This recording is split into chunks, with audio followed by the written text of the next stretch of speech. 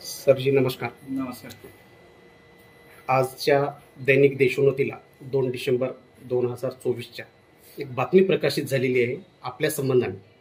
त्या बातमीमध्ये असं नमूद केलेलं आहे की कंधार शहर आणि कंधार तालुक्यातील सर्व कंधार पोलीस स्टेशन अंतर्गत पिटात जिथं जिथं धाबे आहेत, जिथं जिथं हॉटेल्स आहेत, त्या ठिकाणी देशी दारू, विदेशी दारू खुलेआम विक्री केलेली जात आहे.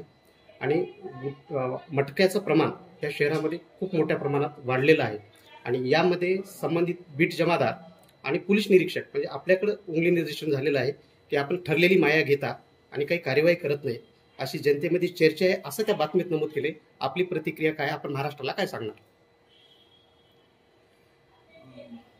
जर आपण आता बघितलं, आपण केलेल्या कारवाया आणि काही पोलिसांनी केलेल्या कायदेशीर कारवाया आहे, तर मागच्या इलेक्शन आचारसंहितेच्या काळातच जवळपास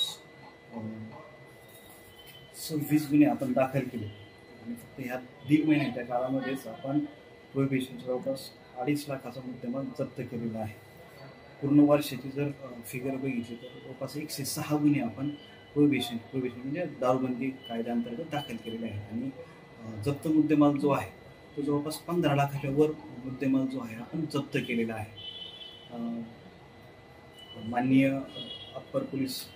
माननीय पोलीस उपमहानिरीक्षक साहेब आणि माननीय पोलीस अधीक्षक साहेब यांच्या मार्गदर्शनाखाली त्या आदेशानुसार आपण अवैध धंद्याच्या बाबतीमध्ये कुठलाही मुलाहिजा न बाळगता कायदेशीर कारवाई करणं चालू ठेवलेलं आहे. दारू असेल, जुगार असेल किंवा अवैध रीती असेल, तर या सर्व ठिकाणी आपण जसे बातम्या मिळतात किंवा जी काही माहिती मिळते त्यानुसार कायदेशीर कारवाई करत आहोत. अवैध रीतीच्या बाबतीमध्ये जवळपास 1 कोटीपेक्षा जास्त मुद्देमाल आपण वाळू आणि वाहनं धरून तो जप्त केलेला आहे. जुगारच्या बाबतीमध्येही जवळपास 14 गुन्हे दाखल होऊन 14 लाखापेक्षा जास्त मुद्देमाल जप्त केलेला आहे. त्यामुळं जसजशी माहिती मिळते त्या अनुषंगानं आपण ती कायदेशीर कारवाई करत आहोत.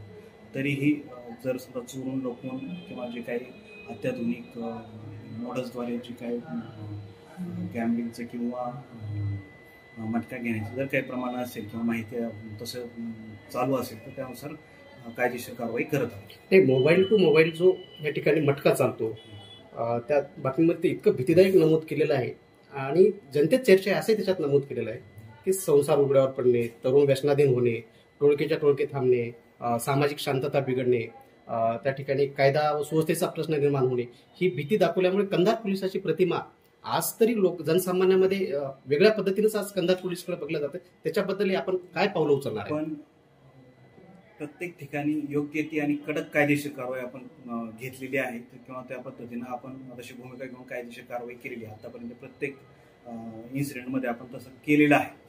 आणि हे जर आधुनिक पद्धतीनं जर करत असतील, ते ऑनलाईन गॅम्बलिंग असेल किंवा रेग्युलर मटका घेत असतील तर त्यानुसार सुद्धा त्याच्यानुसार कारवाई करण्याची आपण तयारी करतो. दुसरं तर आपण कायदेशीर कारवाई. दुसरं तर असं काही कारण नाही ना सर, ज्या आपल्याकडे पोस्टिंग उपलब्ध आहेत, जे पदं भरती झालेली आहे आपल्या मनुष्यबळाची किंवा कर्मचाऱ्याची, हे काय अपुरं असल्यामुळे कदाचित असं होतंय असं तुम्हाला काय म्हणायचं? जे काही उपलब्ध मनुष्यबळ आहे ते जिल्हाभर जशी स्थिती आहे तशा पद्धतीने आपल्याकडे आहे. आणि जे उपलब्ध मनुष्यबळ आहे त्या उपलब्ध मनुष्यबळातून आपण नियोजन करून कायदेशीर कारवाई करतो. देशोन्नतीत प्रकाशित झालेल्या बातमीबद्दल आता काय ठोस निर्णय घेणार आहे तुम्ही? जी काही बातम्या आहे त्या अनुषंगानं माहिती घेऊन कायदेशीर कारवाई करू. आतापर्यंत माहिती आपल्याकडे काहीच उपलब्ध नाही. सांगितलेलं आहे की मी आतापर्यंत केलेल्या पोलीस स्टेशनने केलेल्या पोलिसांनी केलेल्या कायदेशीर कारवाईबाबतचीच माहिती आपल्याला दिलेली आहे. जवळपास 15 लाखाचा जुगारचा मुद्देमाल आहे. 15 लाखाचा पेक्षा जास्त दारूचा मुद्देमाल आपण जप्त केलेला आहे. 1 कोटीपेक्षा जास्त वाळू संबंध अवैध रीती वाहतुकी संबंधानं आपण कायदेशीर कारवाई केलेली आहे. त्यामुळे पोलिसांनी जसं माहिती मिळते त्यानुसार कारवाई केलेलीच आहे. भविष्यातही ही कायदेशीर कारवाईचा जो प्रवाह आहे तो तसाच चालू राहील. अवैध जे धंदे आहेत जे चालू आहेत, जे तुमच्या लिस्टवर नाव आहेत, ज्या काही गुन्हे वगैरे दाखल झाले, अशा लोकांना आज आपण कडक निर्वाणीचा काय इशारा देणार आहे आमच्या माध्यमातून?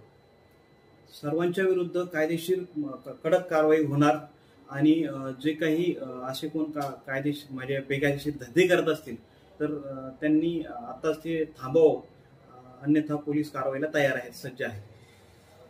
धन्यवाद. थँक्यू.